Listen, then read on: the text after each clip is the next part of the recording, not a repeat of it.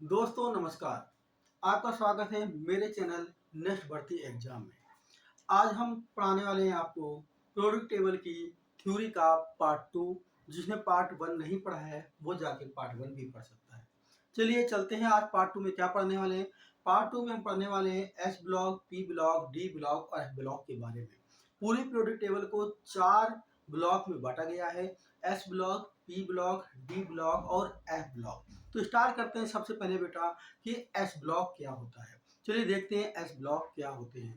बेटा S block element या element of S block actual में इस ब्लॉक का अंतिम इलेक्ट्रॉन होता क्या है। जो ये ब्लॉक है इसमें जो भी अंतिम इलेक्ट्रॉन होता है, मतलब उसको जो एटॉमिक नंबर होता है उसके बाद जब हम उसका इलेक्ट्रॉनिक विन्यास लिखते हैं या कह सकते हैं आप लोग इलेक्ट्रॉनिक कॉन्फ़िगरेशंस लिखते हैं, तो जो उसका अंतिम इलेक्ट्रॉन होता है वो एस उपकक्षा या सब सेल में प्रवेश करता है।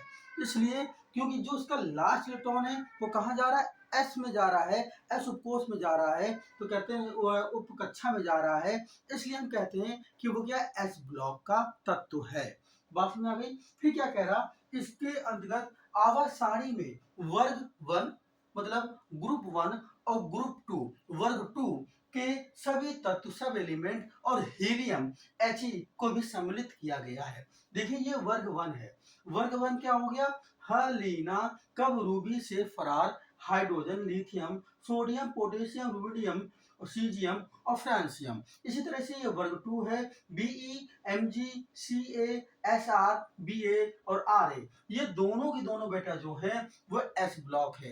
और कह रहे जो हीलियम यहाँ पे रखा हुआ है वर्ग नंबर 18 पे, वो भी एस ब्लॉक पे ही शामिल किया गया है, क्योंकि इसका भी अंतिम इलेक्ट्रॉन एस उपकोष में प्रवेश करता है या सब सेल में प्रवेश करता है। तो 2 पॉइंट क्लियर हो गए। एस ब्लॉक में कौन से एलिमेंट रखे जाते हैं, जिनका अंतिम इलेक्ट्रॉन कहां प्रवेश करे, एस उपकोष या एस उपकक्षा या सब सेल में प्रवेश करता है, उसको एस ब्लॉक में रखा जाता है। और कौन कौन इसमें आते हैं, वर्ग 1 या ग्रुप 1 एंड ग्रुप 2 और हीलियम जो होता है वो इसमें आते हैं। और इसका इलेक्ट्रॉनिक कॉन्फ़िगरेशन या इलेक्ट्रॉनिक विन्यास क्या होता है, तो वो होता है NS1 या 2। मतलब जो NS1 होगा या NS क्या होगा, 2 होगा। N क्या है, N जो सेल का नंबर होता है 1s1 हो या 2s1 हो, जो भी। जैसे देख लेते हैं, देखते हैं किसी एक को लेके चलते हैं। मान लीजिए हमने सोडियम ले लिया, क्या ले लिया, मान लीजिए सोडियम ले लिया, तो Na का परमाणु, Na का जो है वो कितना है, आप देख रहे हैं 11 है। Na का कितना है एटॉमिक नंबर, Na का एटॉमिक नंबर है 11। अब 11 का अगर हम बनाएंगे तो 11 का इलेक्ट्रॉनिक कॉन्फ़िगरेशन क्या हो जाएगा, 1s2 2s2 2p6 2p6 और अगला क्या आ जाएगा, अगला आ जाएगा 3s1। क्या आ जाएगा बेटा, 3s1। तो देखिए किस में आया, ये अंतिम इलेक्ट्रॉन कहाँ गया, s1 वाला s में गया है। s में गया तभी तो कह रहे हैं ये s ब्लॉक है। और s1 क्या 3 आया है। देखिए तीसरा आवर्त है, कौन सा आवर्त है, तीसरा आवर्त है। कहने का मतलब अंतिम इलेक्ट्रॉन जिस उपकोष में जाएगा, जिस उपकक्षा में जाएगा, वो उसी ब्लॉक का होगा। ठीक है, इतनी बात क्लियर हो गया। अगला क्या है, एस ब्लॉक के सभी तत्व मेटल होते हैं। ये तो मैं आपको पहली वीडियो में बता चुका हूं। सब कुछ जो एस ब्लॉक के जितने भी तत्व हैं ये सभी क्या है, मेटल हैं। ठीक है, धातु हैं। लेकिन एक अपवाद भी है, हाइड्रोजन को छोड़ के। हाइड्रोजन मेटल नहीं होता, हाइड्रोजन नॉन मेटल होता है। ठीक है, और इसके अलावा क्या है, जब मेटल है तो मेटल की प्रॉपर्टीज, गुण क्या होती हैं ये भी आपको पता है। क्या होती हैं, जो जितनी धातुएं होती हैं वो चमकीली होती हैं और क्या होती हैं, लचीले होते हैं। मतलब लचीले का मतलब डक्टाइल होते हैं। ऊष्मा के और वैद्युत के सुचालक होते हैं। ऊष्मा और वैद्युत के क्या होते हैं, सुचालक होते हैं। हीट एंड इलेक्ट्रिसिटी सुचालक होते हैं इसके, हीट एंड इलेक्ट्रिसिटी के गुड कंडक्टर होते हैं। ठीक है, याद हो गया। अगला क्या है, वर्ग 1 के तत्व जल के साथ अभिक्रिया कर हाइड्रोजन गैस मुक्त करके हाइड्रोक्साइड का निर्माण करते हैं। जितने भी एलिमेंट हैं कौन से कह रहा है, ग्रुप 1 के। ये ग्रुप 1 के जितने एलिमेंट हैं, hydrogen, lithium, sodium, potassium, Rb, Cs और एफआर, ये क्या करते हैं, जल से अभिक्रिया, जल का क्या फॉर्मूला होता है, H2O के साथ अभिक्रिया करके हाइड्रोजन गैस मुक्त करके हाइड्रोजन गैस निकाल कर हाइड्रो ऑक्साइड का निर्माण करते हैं। इतनी बात आपको समझ में आ गई होगी बेटा। एस ब्लॉक के बारे में आप समझ गए होंगे। पीरियोडिक टेबल में एस ब्लॉक कौन से होते हैं, पहला वर्ग और दूसरा वर्ग एस ब्लॉक है, हीलियम भी एस ब्लॉक है। क्यों है, क्योंकि इसके अंतिम इलेक्ट्रॉन किसमें प्रवेश करते हैं, एस उपकक्षा या एस उपकोष में या सबसेल में प्रवेश करते हैं। ठीक है, याद रहेगा। इसके अंतर्गत क्या क्या आता है ये भी आपको बता दिया गया, पहला वर्ग और दूसरा वर्ग और हीलियम। इसका इलेक्ट्रॉनिक कॉन्फ़िगरेशन क्या है, NS1 या NS2 है। और ये कैसे, सब मेटल है, और मेटल है तो मेटल की प्रॉपर्टीज क्या होती है, चमकीले, लचीले और क्या वैद्युत ऊष्मा के सुचालक हैं। ठीक है, और आपको क्या पढ़ा गया, जो पहला वर्ग है उसके एलिमेंट जल के साथ अभिक्रिया करके क्या करते हैं, हाइड्रोजन को मुक्त करते हैं और हाइड्रा ऑक्साइड बनाते हैं। ये बात क्लियर हो गई। अब चलते हैं हम लोग, अगर इसकी शॉर्ट स्की लेनी है तो आप ले सकते हैं मैटर की।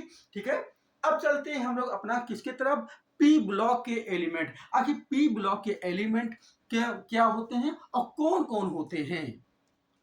तो पी ब्लॉक में बेटा क्या होता है, देखिए पी ब्लॉक में क्या होता है, इस ब्लॉक में जो भी एलिमेंट है उसका अंतिम इलेक्ट्रॉन कहाँ प्रवेश करेगा, पी उप कक्षा में प्रवेश करेगा। कहाँ प्रवेश करेगा, पी उप कक्षा या सब सेल में क्या करेगा, प्रवेश करेगा। जैसे एस ब्लॉक में एस में करता है तो इसमें किसमें करता है, पी पे करता है। और यहाँ पे कौन से वर्ग आते हैं, वर्ग 13 से लेके वर्ग 18 के सभी तत्व कहाँ आते हैं, पी ब्लॉक में आते हैं। जरा देखते हैं, ये देखिए ये वर्ग 13 है, वर्ग 13, 14, 15, 16, 17 और 18, ये वाला जो आता है ये सब किस में आता है बेटा, पी ब्लॉक में आता है। वर्ग 13 से लेके वर्ग 18 तक। एक्चुअली वर्ग 13 क्या है, बोरान वाला है इसलिए इसको बोरान फैमिली बोलते हैं। वर्ग 14 कार्बन वाला है इसलिए कार्बन फैमिली कहते हैं। वर्ग 15 कौन सा, नाइट्रोजन वाला है इसलिए इसको नाइट्रोजन फैमिली या नाइट्रोजन परिवार बोलते हैं। और वर्ग 16 ऑक्सीजन वाला है इसलिए इसको ऑक्सीजन फैमिली बोलते हैं। और देखिए जो 17 है वो फ्लोरीन वाला है, इसको है क्या बोलते हैं, हेलोजन फैमिली बोलते हैं, हेलोजन तत्व बोलते हैं।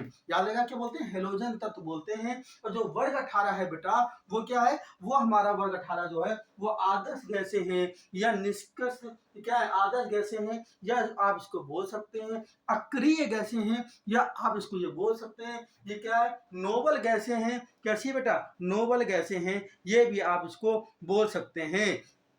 और ये जो ऑक्सीजन है इसको क्या बोल सकते हैं, चालकोजेन समूह, क्या बोलते, एक नाम और दिया जाता है 16वें वर्ग को या ऑक्सीजन फैमिली को क्या बोलते हैं, चालकोजेन समूह भी बोलते हैं। अब आगे देख लेते हैं, तो आपको क्या बताया, जो अंतिम इलेक्ट्रॉन होता है वो कहाँ प्रवेश करता है, अंतिम इलेक्ट्रॉन जो है पी उपकक्षा में प्रवेश करता है, इसलिए इन तत्वों को पी ब्लॉक पे रखा गया है। पी ब्लॉक में कौन कौन से, वर्ग 13 से वर्ग 18 तक के एलिमेंट हैं। और इनका इलेक्ट्रॉनिक विन्यास क्या है, NS12 से लेके NP16 तक। मतलब जब इलेक्ट्रॉनिक विन्यास लिखेंगे तो क्या आएगा, NS1 से लेके 2 तक कुछ आएगा, मतलब NS1 आएगा या NS2 आएगा। इसी तरह NP का 1 से लेके 6 तक NP1 आएगा, NP2 आएगा या डैश डैश करके NP6 तक आएगा। पी ब्लॉक में और क्या क्या होती हैं, पी ब्लॉक बेटा जो आप देख रहे हैं इसके अंदर धातु भी होती है, अधातु भी होती है और उपधातु भी होती हैं। पी ब्लॉक में तीनों पाए जाते हैं, मेटल, नॉन मेटल और मेटोलाइड। और एक चीज और याद रखिएगा, जो मेटोलाइड हैं, कितनी मेटोलाइड हैं, 7 हैं, और वो सातों के सातों कहाँ रहे, पी ब्लॉक में ही हैं। देखिए आपको ये 7 हमने मेटोलाइड आपको पढ़ाई थी, बोरान बी, Si सिलिकॉन, फिर Ge arsenic As, Sb antimony और Te और Po, ये सातों को सातों बेटा कहाँ रखी गई है, सातों को सातों जो हैं आपके कहाँ पर है, पी ब्लॉक में ही हैं। कौन कौन साथ हैं, एक बार दोबारा देख लेते हैं, कौन कौन साथ है बेटा, बी, Si, Ge, As और एस के बाद Sb, Te और Po, ये सातों के सातों कहाँ है, पी ब्लॉक में ही रखी गई हैं। और क्या रखना है, जो गैलियम है, गैलियम धातु हथेली में रखते ही पिघल जाती है। गैलियम ऐसा है कि जहां इसको हाथ की हथेली में रखो तुरंत ये क्या हो जाता है, पिघल जाता है। इतनी बातों ये आपको समझ में आ गई होंगी। चलिए एक बार देखते हैं जरा इसका इलेक्ट्रॉनिक विन्यास लिखकर, आखिर लास्ट में पी आ भी रहा है कि नहीं आ रहा। चलिए एक किसी को पकड़ लेते हैं, मान लीजिए एल्युमिनियम को ले लेते हैं और एल्युमिनियम का एटॉमिक नंबर 13 है।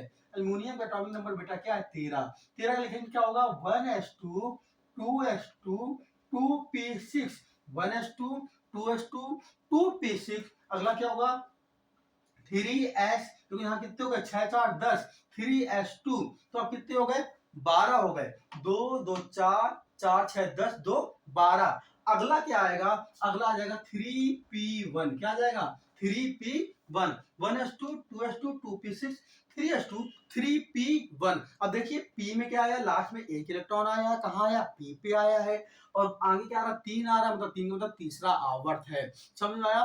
तो इसका अंतिम इलेक्ट्रॉन p उपकोष में जा रहा है, इसे एल्युमिनियम को p ब्लॉक पे रखा गया है। तो आपको p ब्लॉक के बारे में भी पूरी जानकारी मिल गई, s ब्लॉक के बारे में भी पूरी जानकारी मिल गई। अब चलेंगे हम अपने d ब्लॉक की तरफ। आखिर d ब्लॉक में क्या क्या विशेषताएं हैं और क्या क्या गुण हैं। अब अगला ब्लॉक क्या है, अगला ब्लॉक है हमारा डी ब्लॉक। डी ब्लॉक के तत्व, element of D block. D block क्या है, जिस तरह से एस ब्लॉक में अंतिम इलेक्ट्रॉन एस उप कक्षा में जाता है और पी ब्लॉक में अंतिम इलेक्ट्रॉन पी उप कक्षा में जाता है, उसी तरह से डी ब्लॉक में क्या होता है, जो अंतिम इलेक्ट्रॉन होता है एलिमेंट का, वो भी कहा जाता है डी उप कक्षा में जाता है या डी सबसेल में प्रवेश करता है। बात समझ में आ गई।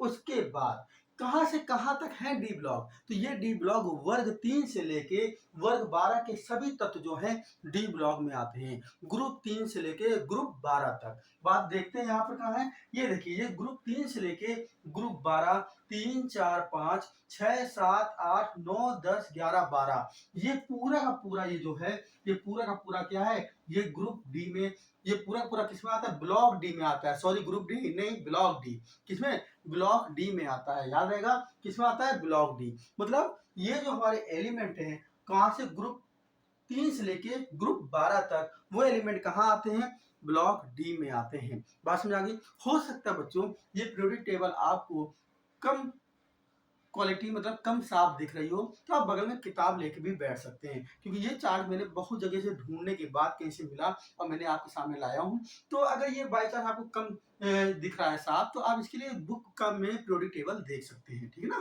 तो बस समझने में तो समझ में आ ही रहा होगा मैं क्या बताना चाह रहा हूँ। यहाँ वर्ग 3 से लेके वर्ग 12 के ये जो एलिमेंट हैं वो सब के सब किस में आते हैं, ब्लॉक डी पे आते हैं। तो इतनी बातें क्लियर हो गई, कितनी बात क्लियर हो गई। अंतिम इलेक्ट्रॉन कहाँ जाएगा, डी उप कक्षा में जाएगा। कहां से कहां तक डी ब्लॉक में आएंगे, वर्ग 3 से 12 के तत्व क्या है, ब्लॉक डी पे आएंगे। ब्लॉक डी का इलेक्ट्रॉनिक विन्यास क्या होगा, NS12, NS12 मतलब NS1 या NS2, और आगे यहाँ क्या है N-1 डी का 1 से लेके 10 तक, N-1 डी का 1 से लेके 10 तक है। डी ब्लॉक के तत्वों को संक्रमण तत्व या ट्रांजिशन एलिमेंट भी बोला जाता है। परंतु याद रखना ये इंपॉर्टेंट क्वेश्चन है कि डी ब्लॉक के जो एलिमेंट है ये, इनको हम लोग क्या ट्रांजिशन एलिमेंट बोलते हैं, ये किन किन को नहीं बोलते, तो वो याद कर लीजिए किन किन को नहीं बोलते, पारा, द्रव मरकरी Hg, उसका जस्ता, जिंक Zn, ठीक है, तांबा, कापर Cu, और स्केडियम क्या है Sc, क्या है ट्रांजिशन एलिमेंट नहीं कहलाते। ये 4 एलिमेंट आपको याद रखने हैं, क्योंकि ये क्वेश्चन पूछ सकता है कि ग्रुप डी के जितने भी एलिमेंट हैं ट्रांजिशन एलिमेंट कहलाते हैं, ये कौन से 4 नहीं कहलाते, एक ऑप्शन में दे देगा। तो आपको याद रखना होगा Hg, Zn, Cu और Sc जो है वो ट्रांजिशन एलिमेंट नहीं है। मैं ट्रांजिशन एलिमेंट की बात कर रहा हूँ, ये मत कह देना कि धातु नहीं है, धातु तो पूरा ये ग्रुप डी जो है, जो आपको ब्लॉक डी है, सॉरी बार बार ग्रुप डी मुंह से निकल रहा है, ब्लॉक डी, क्या ब्लॉक डी जो है वो पूरा पूरा क्या है, ये पूरा का पूरा क्या है, आपका धातु है। लेकिन ये 4 ट्रांजिशन एलिमेंट नहीं है, ठीक है। ग्रुप डी इसलिए निकलने वाला है कि जल्दी से ग्रुप डी की भी भर्ती आने वाली है, लास्ट तक हमको मिलेगी इस साल, और उसके पहले एनटीपीसी भी मिलेगी, सब में साइंस आना है। तैयार रहें और पढ़ते रहें। फिर आगे देखिए क्या है, आगे देखिए अगला पॉइंट क्या कह रहा है, डी ब्लॉक के सभी तत्व धातु हैं। डी ब्लॉक के जितने भी एलिमेंट है बेटा सब के सब धातु हैं। यहाँ पे जो डी ब्लॉक के एलिमेंट है वो के सब सब क्या है, धातु हैं। लेकिन एस ब्लॉक का जो एलिमेंट है, एस ब्लॉक के तत्वों की तुलना में ये अधिक क्रियाशील है, क्योंकि ये एस, देखो ऐसे समझो, ये डी ब्लॉक है, ये एस ब्लॉक है और इधर वाला पी ब्लॉक है। तो ये जो डी ब्लॉक बेटा है ये वाला, ये एस और पी के बीच में है। कहाँ है, एस ब्लॉक और पी ब्लॉक के बीच में है। तो हम कह सकते हैं ये जो डी ब्लॉक के सभी तत्व क्या है, धातु हैं, जो एस ब्लॉक की तुलना में अधिक क्रियाशील है, लेकिन पी ब्लॉक की तुलना में कम क्रियाशील है।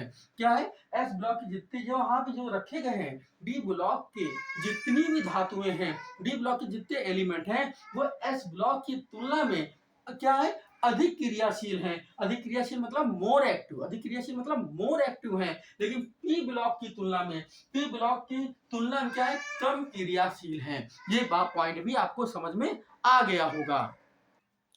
अगला पॉइंट है क्या, अगला पॉइंट है ये तत्व उच्च तन्यता शक्ति। उच्च तन्यता शक्ति मतलब हाई टेंसाइल स्ट्रेंथ और अघात बंधनीयता मतलब मेलेबिलिटी और लोचशीलता डक्टिलिटी, ऊष्मा व वैद्युत के सुचालक आदि गुण को भी प्रदर्शित करते हैं। अगला क्या है, पारा एकमात्र धातु है। मतलब पूछा जाए कौन सी धातु लिक्विड अवस्था में पाई जाती है, तो आप याद कर लीजिए, बहुत इंपॉर्टेंट क्वेश्चन है, ये बहुत बार पूछा गया। वो कौन है, पारा। पारा हमेशा किसमें पाई जाती है, लिक्विड अवस्था में पाई जाती है, द्रव अवस्था में पाई जाती है। डी ब्लॉक के तत्व के आयन, आयन आप जानते हैं, जैसे Fe, Fe के आयन की बात करें बेटा, तो Fe क्या हो जाएगा, आप बोलोगे Fe प्लस, आपने देखा होगा, और एक Fe3 प्लस देखा होगा। मतलब Fe के ऊपर +2 और Fe के ऊपर +3 है ना। तो ये आयन कहलाते हैं, क्या कहलाते हैं, आयन, है ना। तो मतलब प्लस में हो या माइनस में हो वो अलग बात है। तो क्या होगा, तो ये क्या हो गया, डी ब्लॉक के तत्व के आयन प्राय रंगीन होते हैं। किसमें होते हैं, कलर होते हैं, रंगीन होते हैं, तथा ये आयन विभिन्न ऑक्सीकरण अवस्थाओं मतलब ऑक्सीडेशन स्टेट में अभिक्रिया की गति बढ़ाने के लिए उत्प्रेरक या कैटलिस्ट का कार्य करते हैं। जो हम लोग ऑक्सीडेशन स्टेट होता है उसमें पूछा जाए कि उत्प्रेरक का कार्य या कैटलिस्ट का कार्य कौन करते हैं, तो आपको याद रखना है डी ब्लॉक के एलिमेंट करते हैं। एक क्वेश्चन पूछ सकता है कि ऑक्सीडेशन स्टेट में अभिक्रिया की गति बढ़ाने के लिए कौन उत्प्रेरक का कार्य करता है या कैटलिस्ट का कार्य करता है, तो याद रखें डी ब्लॉक के एलिमेंट। आखिर उत्प्रेरक होते क्या है, कैटलिस्ट क्या होते हैं, तो ये जो क्रिया या तो स्टार्ट ना हो रही हो या फिर क्रिया को तेजी से गति देने के लिए केवल उस पर भाग तो लेते हैं, मतलब उस पे ये उत्प्रेरक का काम करते हैं, भाग लेते हैं, लेकिन बाद में ये फिर क्या, जब अभिक्रिया स्टार्ट हो जाती है तो ये फिर भाग निकल जाते हैं। कहने का मतलब है उस अभिक्रिया में पूर्ण रूप से भाग नहीं ले रहे हैं, ये केवल अभिक्रिया को स्टार्ट कर रहे हैं या गति दे रहे हैं, मतलब तेजी से अभिक्रिया हो जाए, लेकिन बस इतना काम ये करते हैं, फिर ये बाद में क्या हो जाते हैं, अपना काम निकल जाते हैं। वो क्या कहलाते हैं, उत्प्रेरक कहलाते हैं, कैटलिस्ट कहलाते हैं। बात समझ आ गई होगी। तो डी ब्लॉक के तत्व के आयन प्राय रंगीन होते हैं तथा ये आयन विभिन्न ऑक्सीकरण अवस्थाओं या ऑक्सीडेशन स्टेट में अभिक्रिया की गति को बढ़ाने के लिए उत्प्रेरक का कार्य करते हैं। चलिए चलते हैं, अब हमें अगला ब्लॉक पढ़ना है, और अगला ब्लॉक जो है वो है हमारा एफ ब्लॉक के एलिमेंट। एफ ब्लॉक के तत्व, एलिमेंट ऑफ एफ ब्लॉक, जो कि लास्ट ब्लॉक है। उसी तरह से जिस तरह से एस ब्लॉक का के तत्वों का अंतिम इलेक्ट्रॉन एस उपकक्षा में जाता है, पी ब्लॉक के तत्वों का अंतिम इलेक्ट्रॉन पी उपकक्षा में जाता है, डी ब्लॉक के तत्वों का अंतिम इलेक्ट्रॉन डी उपकक्षा में जाता है, तो आप समझ गए होंगे अब कहाँ जाएगा। एफ ब्लॉक के तत्वों का अंतिम इलेक्ट्रॉन एफ उपकक्षा या एफ उपसेल में जाएगा। इस ब्लॉक का इलेक्ट्रॉनिक विन्यास क्या होगा, NS2 N-1 D0 से 10 N-2 F8 से 14 होता है। डी ब्लॉक के एलिमेंट को हमेशा वर्ग 3 में रखा गया है। ये तो मैंने आपको वहां भी बताया था जब मैंने वीडियो नंबर 2 पे आपको आवर्त वर्ग और ब्लॉक निकालना सिखाया था। उस वीडियो को जाके देख लें कि वहां से पेपर में क्वेश्चन जरूर बनता है। तो वर्ग 3 में ही रखे गए हैं। याद रहेगा। इस ब्लॉक के तत्वों को आंतरिक संक्रमण तत्व लीनियर ट्रांजिशन एलिमेंट भी कहते हैं। एक्चुअल में जो एफ ब्लॉक के एलिमेंट है बच्चों, उसमें दो प्रकार की सीरीज है, लेंथेनाइड सीरीज और एक्टेनाइड सीरीज। लेंथेनाइड सीरीज क्या है, ये देखिए ये एफ ब्लॉक है जो कि यहाँ पे आवर्त नंबर 6 में रखा गया है 57 से लेकर 71 जो कि लेंथेनाइड सीरीज है, और आवर्त नंबर जो 7 में रखा गया है 89 से लेकर 103 तक वो एक्टिनाइड सीरीज है। तो जो एफ ब्लॉक के एलिमेंट है वो दो आवर्त में है, आवर्त नंबर 6 लेंथेनाइड सीरीज और आवर्त नंबर 7 या पीरियड नंबर 7 क्या एक्टिनाइड सीरीज। लेकिन ये दोनों के दोनों किस वर्ग में आ रहे हैं, तीसरे वर्ग में, ग्रुप नंबर 3 पे ही रखे गए हैं। ये दोनों सीरीज आपको नीचे नजर आ रही है जो टेबल से अलग नीचे बनाई गई है। ये आपका क्या है, एफ ब्लॉक है, लेंथेनाइड सीरीज और एक्टिनाइड सीरीज। ऐसे आपके चारों ब्लॉक अब खत्म हो चुके हैं। इसकी शॉर्ट स्क्रीन ले लीजिए, और अगर जिसको इसकी पीडीएफ चाहिए हो वो हमारे टेलीग्राम लिंक से जरूर जुड़ जाए, वहां पे इसकी पीडीएफ भी आपको मिल जाएगी। ठीक है, अब ये हमारे चारों ब्लॉक तो खत्म हो गए, बट इसमें कुछ छोटी छोटी परिभाषाएं रह गई हैं। 2-3 परिभाषा हैं, उनको भी पढ़ लिया जाए तो थ्योरी पूरी जड़ से खत्म हो जाएगी। तो चलते हैं वो मोस्ट इंपॉर्टेंट डिफिनेशन की तरफ जो पेपर में पूछी जाती हैं और कंफ्यूजन बहुत पैदा करती हैं। वीडियो में बने रहिएगा, तभी आपको कभी कंफ्यूजन नहीं होगा, क्योंकि आप समझ लेंगे। चलिए चलते हैं डिफिनेशन क्या है जो पेपर में आती हैं। तो परिभाषाएं क्या है वो देखते हैं। पहली परिभाषा है सिक्का धातुएं व मुद्रा धातुएं। आखिर सिक्का धातुएं और मुद्रा धातुएं क्या होती हैं? कॉइन्स मेटल्स, जिससे सिक्के बनाए जाते हैं, कॉइन्स बनाई जाती हैं। तो आपको याद रखना बेटा, ये क्वेश्चन बहुत बार पूछा गया है। सिक्का धातुएं और मुद्रा धातुएं, जो फर्स्ट बी है, फर्स्ट बी बोलो या वर्ग नंबर 11 बोलो। मेंडेलिव की आवर्त की सारणी के अनुसार फर्स्ट बी हो गया, और आधुनिक आवर्त सारणी या मॉडर्न पीरियोडिक टेबल के हिसाब से वर्ग नंबर क्या हो गया, 11 हो गए। उसमें 3 एलिमेंट हैं, वो कौन है, कापर, सिल्वर और गोल्ड। तो कौन कौन है, कापर सिल्वर गोल्ड। तो कापर का एटॉमिक नंबर भी पूछ देता है, याद रखना 29 है। एटॉमिक मास क्या है, 63। सिल्वर का एटॉमिक नंबर कितना है, 47 है। एटॉमिक मास क्या है, 108। और गोल्ड का एटॉमिक नंबर कितना है, 79 है। और गोल्ड का एटॉमिक मास कितना है, 197। ये भी पूछा गया है, एटॉमिक नंबर एटॉमिक मास याद रखना। और ये 3 कापर सिल्वर गोल्ड ही क्या कहलाती हैं, आपकी मुद्रा धातुएं, सिक्का धातुएं या कॉइन्स मेटल्स कहलाती हैं। तो पहला पॉइंट याद हो गया। चलते हैं दूसरे की तरफ। अगला है प्रतिरूपी एवं निरूपक तत्व। अगला क्या है, प्रतिरूपी एवं निरूपक तत्व। टिपिकल एलिमेंट, दूसरे व तीसरे आवर्त के तत्व, दूसरे व तीसरे आवर्त के तत्व क्या कहलाते हैं, निरूपक तत्व कहलाते हैं। क्यों कहलाते हैं, क्योंकि यह तत्व अपने वर्ग के सभी तत्वों का मार्गदर्शन करते हैं। कहने का मतलब है ना, जैसे हमारे घर में जो बड़ा आदमी होता है वो हमारा मार्गदर्शन करता है, वो जैसे आगे आगे करेगा वैसे हम भी उनके पीछे पीछे चलना चाहते हैं, क्योंकि वो हमको सही रास्ता दिखाएंगे। इसी तरह से कहा जा रहा है, क्या करता है, दूसरा आवर्त व तीसरे आवर्त के जो एलिमेंट हैं वो अपने वर्ग के जो एलिमेंट हैं वो क्या करते हैं, अपने वर्ग के सभी तत्वों का मार्गदर्शन करते हैं। आपने पीरियोडिक टेबल में देखा होगा, ये पहला आवर्त है, यहाँ पे हीलियम है, यहाँ पे क्या है, सॉरी हीलियम हाइड्रोजन है, और इधर क्या है, हीलियम है। उसके बाद दूसरा आवर्त है यहाँ पर, और ये तीसरा आवर्त मैंने आपके सामने लिखा हुआ है। अगर दूसरा आवर्त यहाँ देखा जाए तो यहाँ क्या है बेटा, यहाँ Li है ना। और यहाँ पे आप अगर बात करेंगे तो यहाँ पे बी है, यहाँ पे क्या है, बोरान है, यहाँ कार्बन होगा, यहाँ क्या, नाइट्रोजन, ऑक्सीजन, फ्लोरीन, और यहाँ पे जो आपने रखा है क्या होता है, हीलियम, नियॉन होगा। क्या होगा, हीलियम, यहाँ पे होगा आपका नियॉन। तो ये देखिए, ये दूसरा आवर्त भी पूरा मैंने सामने लिख दिया, और ये तीसरा आवर्त भी पूरा सामने लिख दिया। दूसरा आवर्त और तीसरा आवर्त ये एलिमेंट क्या कहलाते हैं, ये प्रतिरूपी एलिमेंट कहलाते हैं, क्योंकि ये अपने, अब जैसे ये दोनों हमने पढ़ लिया तो उसके नीचे के जितने एलिमेंट है, इस वर्ग में नीचे के जितने एलिमेंट है उनका मार्गदर्शन करेंगे। ये दोनों अपने वर्ग का मार्गदर्शन करेंगे, ये दोनों जो है अपने वर्ग में जितने नीचे हैं वो मार्गदर्शन करेंगे, ये दोनों अपने वर्ग में या ग्रुप में जितने नीचे उनका मार्गदर्शन करेंगे। तो दूसरा आवर्त और तीसरा आवर्त क्या कहलाता है बेटा, वो प्रतिरूपी तत्व कहलाता है, टिपिकल एलिमेंट कहलाता है।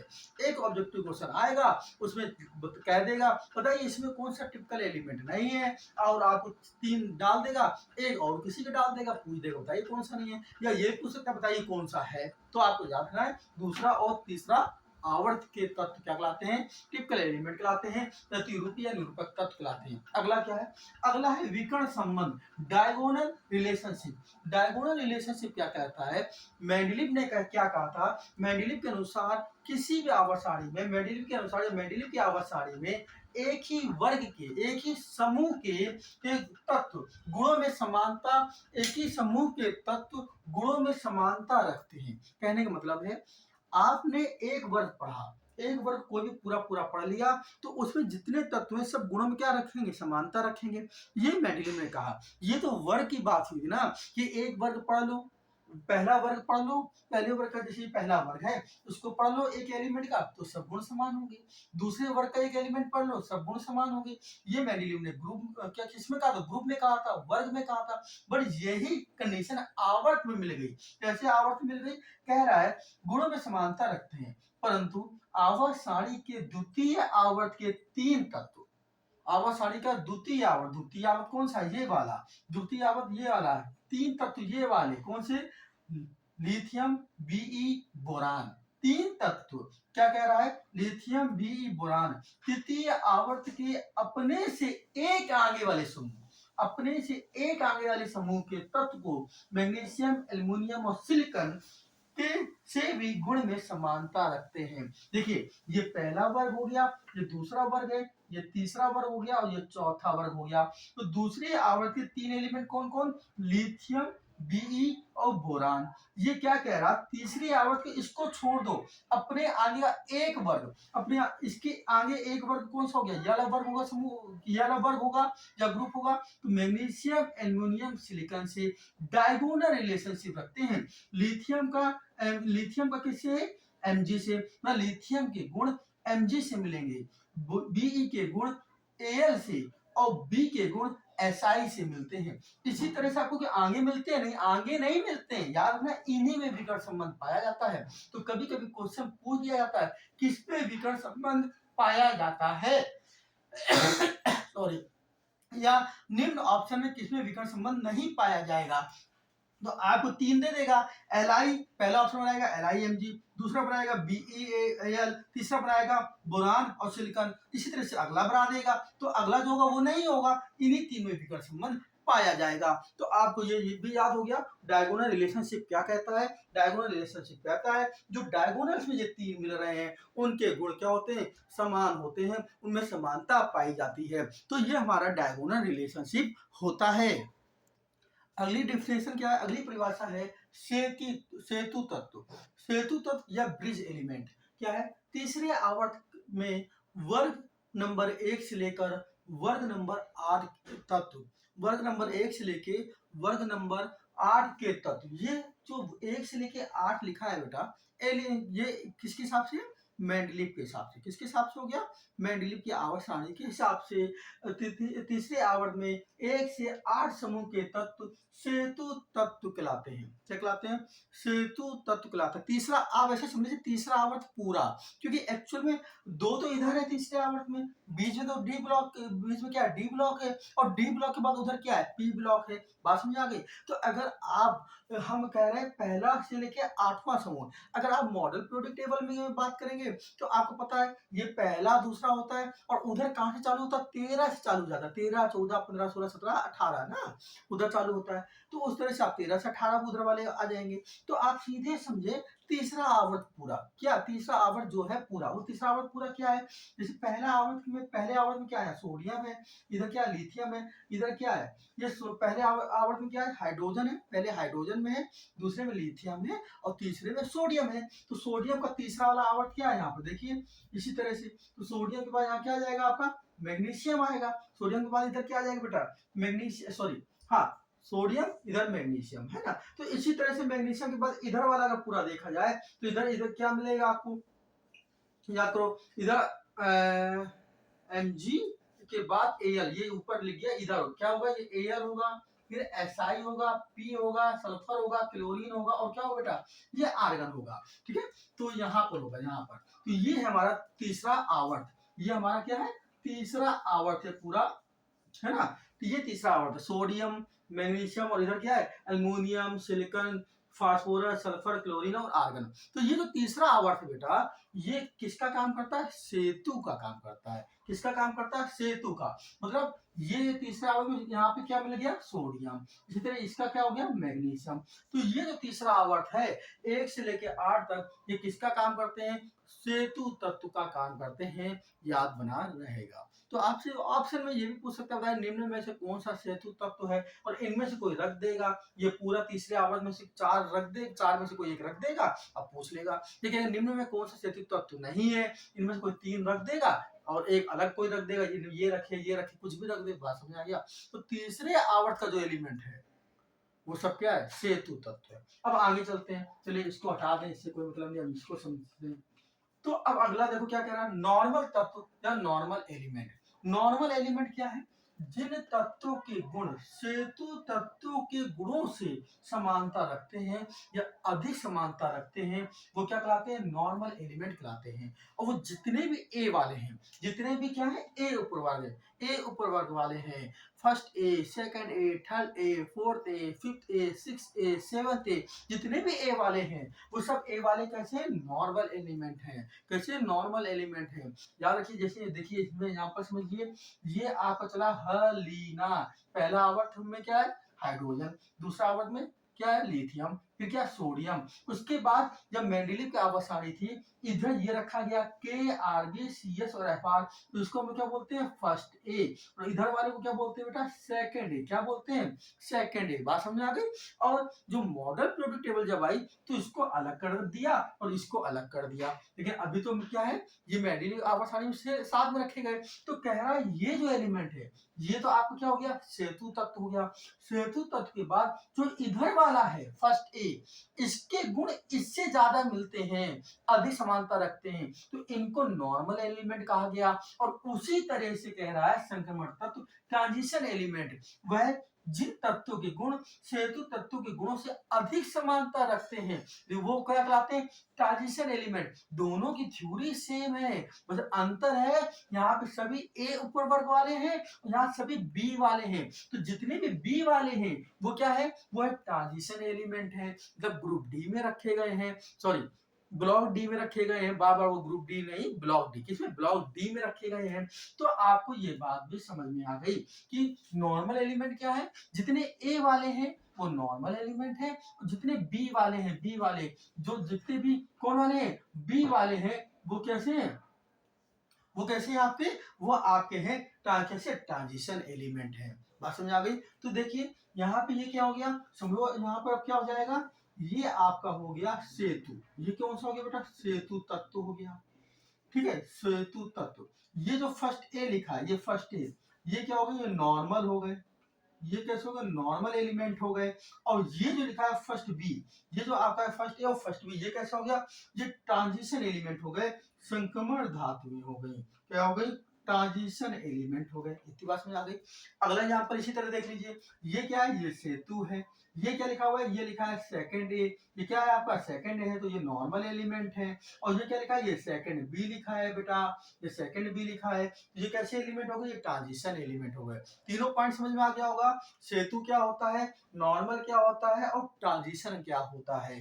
जो नॉर्मल एलिमेंट है वो सभी ए उपवर्ग वाले हैं, जो किससे किससे समानता रखते हैं, सेतु तत्व से समानता रखते हैं। ट्रांजिशन एलिमेंट क्या है, सभी उप क्या है, बी उपवर्ग वाले हैं, जो जो बी वाले हैं वो किससे समानता रखते हैं, वो भी सेतु तत्वों से ही समानता रखते हैं। तो मोस्ट इंपॉर्टेंट थ्योरी के मोस्ट इंपॉर्टेंट ये क्वेश्चन से पूछे जाते हैं। क्या क्या बताया मैंने आपको, सेतु तत्व, नॉर्मल तत्व और ट्रांजिशन तत्व बताया। विकर्ण संबंध भी आपको याद रखना है, वो भी बहुत इंपॉर्टेंट है। प्रतिरूपी तत्व को भी याद रखना है। ठीक है, फिर आपको एक चीज और बता देते हैं, ये देखिए फर्स्ट ए है और ये सेकंड भी है, और सेकंड फर्स्ट ए और क्या है, ये फर्स्ट ए है और ये फर्स्ट बी है, और फर्स्ट बी को ही तो बोलते हैं सिक्का धातुएं। तो ये भी आपको रखना है, ये सिक्का धातुएं भी है, कॉपर, सिल्वर और गोल्ड। बेटा यहाँ तक की थ्योरी थी, पीरियोडिक टेबल की पूरी थ्योरी मैंने पढ़ा दी दोनों वीडियो पे। बात समझ आई? इसके पहले वाली वीडियो देख लीजिए और ये वाली वीडियो देख लीजिए। हो सकता है कुछ हल्का फुल्का छूट गया हो तो उसको बताइएगा, कमेंट में लिख के बताइएगा कि ये चीज छूट गई है, तो उसको मैं आगे कोशिश करूंगा आपको बता दूंगा। ठीक है, अगली वीडियो जो पीरियोडिक टेबल की लास्ट वीडियो है, पहले आप चाहे इसकी शॉर्ट स्क्रीन ले लें क्योंकि बहुत इंपॉर्टेंट क्वेश्चन है ये। लास्ट वीडियो अब क्या आने वाली है, लास्ट वीडियो में आपको पढ़ाने वाला हूँ, जैसे पूछा जाता है परमाणु त्रिज्या क्या है, रेडियो एक्टिविटीता क्या है, इलेक्ट्रॉन विद्युतता क्या है, और वो वर्ग में ऊपर से नीचे जाने पे घटेगी या बढ़ेगी, आवर्त में पीरियड में लेफ्ट से राइट जाने पे घटेगी या बढ़ेगी। नेक्स्ट वीडियो में इसको खत्म कर देंगे, पूरी पीरियोडिक टेबल खत्म हो जाएगी। और रेलवे के लिए बहुत इंपॉर्टेंट है क्योंकि पीरियोडिक टेबल से 2 या 3 क्वेश्चन आते हैं। चलिए मिलते हैं हम लोग अपने नेक्स्ट वीडियो में, तब तक के लिए जय हिंद।